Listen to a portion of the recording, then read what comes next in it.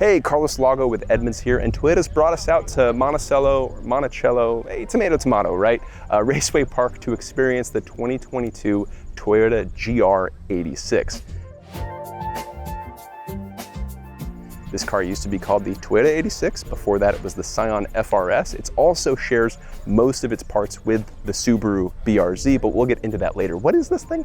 Well, it's a lightweight, fun to drive, inexpensive sports car in the traditional sense of the word, or the definition, or the phrase, let's say. In this video, we're gonna explore what's new about this new generation of the 86 and what it's changed to keep that sports car driving experience alive. If you like this video and others like it, tell us in the comments below. Also tell me the right pronunciation of Monticello or Monticello. Click like and subscribe, check the links in the description, and edmunds.com/sellmycar to get an instant cash offer on the car you want to sell. Let's get to it.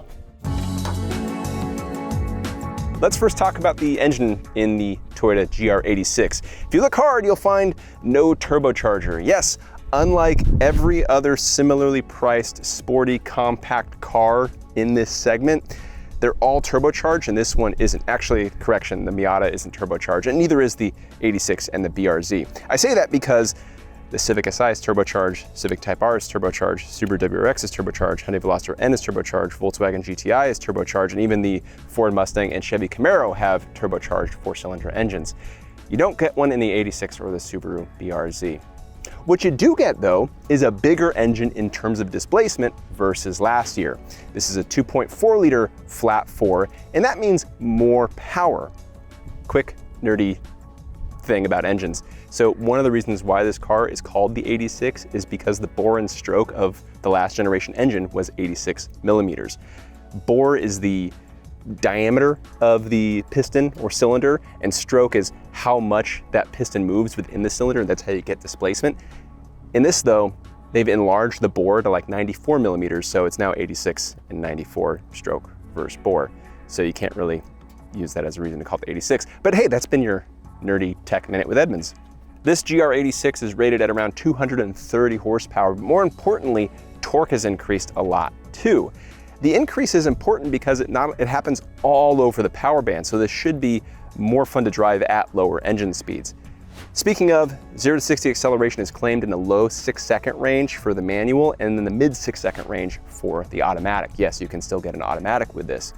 Fuel economy, though, is a little worse, 20 mpg to 24 mpg combined, depending on if you get the manual or the automatic. So a power increase, which is good, and a speed increase, which is even better. The 2022 GR86 is roughly the same size as the previous generation. What's nice about that is Toyota's actually been able to keep the weight similar as well. You've got an aluminum roof, you've got aluminum fenders, and some other tricks like that keep the weight to 2,800 pounds, or at least that's what Toyota is claiming. Inside, the interior is very similar as well with layout and whatnot. You still have 2 real back seats. You can still flip those seat backs down, and Toyota's made sure that you can fit 4 mounted wheels and tires in this car, which is a really helpful thing that you can't do with some sports cars. As far as the rest of the interior goes, it's all fairly straightforward. This screen has Apple CarPlay and Android Auto, massive help there. But I really want to call out this digital gauge cluster, which I really like. It looks cool. For one, it's shaped like a horizontally opposed engine. If you were looking at it from the side, a 4-cylinder traditionally has its 4 cylinders vertical like that, and in a horizontally opposed engine, those two, the cylinders are split and the two face each other laying sideways. And if you were to look at it sideways, it would actually look like that. And when you start this car up, the little startup graphic it does mimics the cylinder movement within an engine. It's just a neat little touch. More functionally, though, it's an easy screen to read, and in fact, if I put it in track mode, which automatically happens when you turn off stability control, you get this nice bar-style tachometer that prioritizes the higher parts of the tachometer. So who cares on track what's happening beneath 4,000 RPM? You have this big window to see what the engine speed is at. I really like that, and the shift light's easy to see too. Overall, very functional, pretty comfortable, and a nice package for the money. We're gonna hop in this car and see how things go. I'm looking forward to it.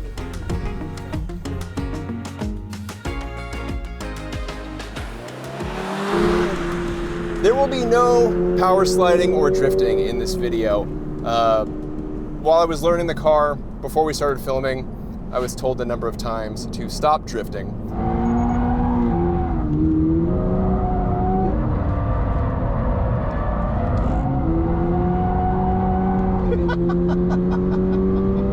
So now I must do that. We have stability control on instead. And I'm going to talk about what it's like to drive when I'm not drifting. Never mind what the press materials say, never mind what the market materials say, I will not be drifting this car.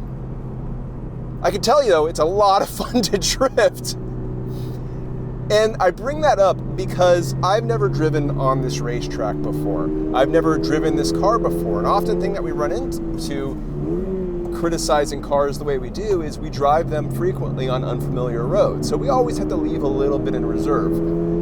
You can tell though when a sports car is going to be nice to drive when you feel like you can immediately get to pace with it. Immediately start driving it the way that you would most enjoy driving it. And that's what happened with this GR86. The Scion FR-S, the Toyota 86, this now Toyota GR86, the Subaru BRZ, they are cars that have historically been very easy to drive. They're great teachers about how to drive rear-wheel drive sports cars. They clearly communicate what the car wants to do after you've given it inputs to do things. And that's the case with this 2022 model as well. They also have the first gen 86s here for us to drive back to back. And by and large, the experience is consistent between the two, but there are dramatic improvements with this 2022 version. The biggest difference, or there's actually two big differences, the one that'll jump out to you first is the steering. The steering feels very immediate on the initial turn, and there isn't a big dead spot like there is comparatively with the 86. This feels really quick and really nicely balanced. The second is the power.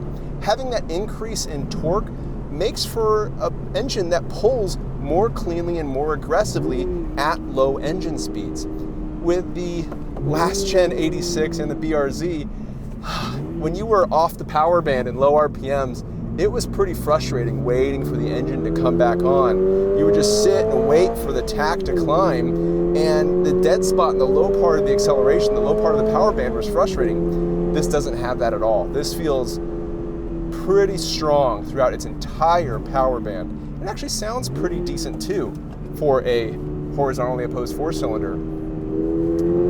The real sweet spot though, or what that allows you to do, is take advantage of the chassis, which is just sweet. You get two tire size and tire options on the 2022 86. The base car comes with a 17-inch wheel, and a Michelin Primacy tire was the same tire you had on the last generation 86. And that tire doesn't have a lot of traction. It's the one I got in trouble with drifting too much with. And that lack of traction is really fun because at speed, when you're driving hard, it's kind of like driving in the rain. And you get to see how your inputs, how the car reacts to your inputs. And by doing that, you can have a lot of fun by pushing the front end into a corner to be more stable, lifting off the throttle to induce oversteer. It's like a car control clinic. If I ran a driving school, it would be a fleet of those cars. The 86 we're driving right now is the Premium, and this comes with an 18-inch wheel and a Michelin Pilot Sport 4S tire, which has a lot more traction in it. And that traction enables way higher speeds compared to the 17-inch tire, and a lot of fun because of it. Because in places where you get oversteer or a little bit of understeer in that smaller tire, you can stay pinned in this one, and that's a lot of fun. I really admire what Toyota and Subaru have done here with the 86 and the BRZ, because you have supremely fun to drive cars, supremely fun to drive rear-wheel drive cars at a relatively affordable price, and a car that encourages you to use it the way you would want to use a rear drive sports car. Yeah, it's probably not going to be the quickest car on the street. That was true for the last gen one, and that's still probably going to be true for this one. I'm okay with that though because of the newfound power the car has. That's going to make it a little bit more livable. That just feels good. This manual is a lot of fun to shift. You don't have to be aggressive. You can be quick. You don't have to manhandle it. I really like how this throws. Just, that feels good. The automatic is pleasant too. It would not be my transmission of choice. It shouldn't be your transmission of choice, not because it's bad, but because you really want a manual to experience what the best of a sports car can deliver. That transmission though is going to be easier, of course, in stop and go traffic. Not that these clutches were ever particularly annoying. And on track, it works just fine. You have paddle shifters, and yeah, I have no complaints about it, but still get the manual. I started out by talking about getting criticized by the team here for drifting too much. Yeah, that was frustrating at first, but I actually appreciate what happened. Well, one, it's raining now. Two, I started driving with the traction control on in its track-oriented mode, and I gotta say, I'm pleasantly surprised by it because, yeah, it wouldn't allow me to get the lurid oversteer that got me in trouble, but it allowed me to maintain that subtle oversteer that lets you explore the balance of the car, and it only came in once he started slowing down because he transitioned into a slide. That's a really nice feature because this car, I would categorize this as an excellent learner's car for on-track rear-wheel drive handling basics. And to have a stability control system that allows you to experience that but still have a safety net is really valuable.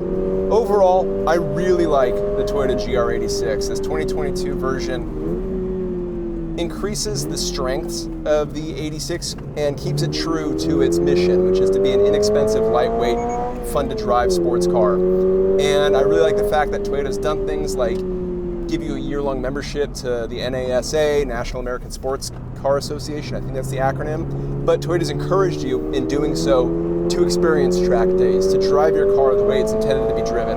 I really appreciate that mindset. So bravo, Toyota.